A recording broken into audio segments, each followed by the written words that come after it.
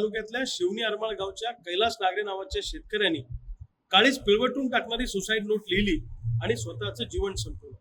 कैलास नागरे हे शेतकरी आदर्श शेतकरी होते, हे सरकार पुरस्कार प्राप्त शेतकरी होते.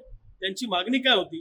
डिसेंबर महिन्यामध्ये त्यांनी त्यांच्या गावच्या धरणावर एक उपोषण केलं होतं. तेव्हा आम्ही त्यांना भेट द्यायला आणि पाठिंबा द्यायला गेलो होतो.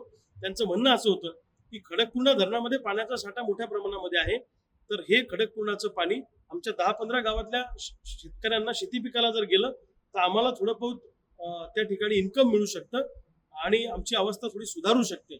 आणि धरणाच्या भिंतीवर ज्या काही वनस्पती आहेत त्या सुद्धा काढून टाका, अशी मागणी त्या उपोषणामध्ये त्यांची होती.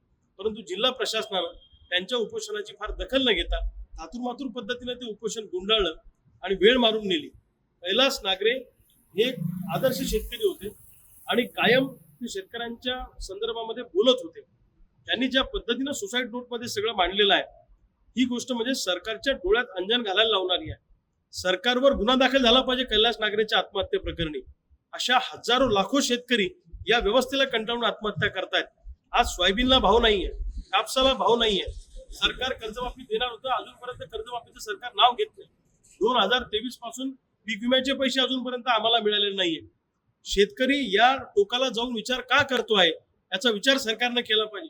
दुर्दैवाने अधिवेशनामध्ये शेतकऱ्यांचे प्रश्न सोडून फालतू प्रश्नांवर चर्चा होते आणि ज्या गोष्टींचा आउटपुट काही नाही, पोटापाण्याशी संबंधित विषय नाही, जगण्या मरण्याचे विषय अधिवेशनात चर्चेला जात नाही. शेतकऱ्यांचा तर विषय दूरदूरपर्यंत अधिवेशनात अजेंड्यावर नाहीये. सरकारला लाज वाटली पाहिजे.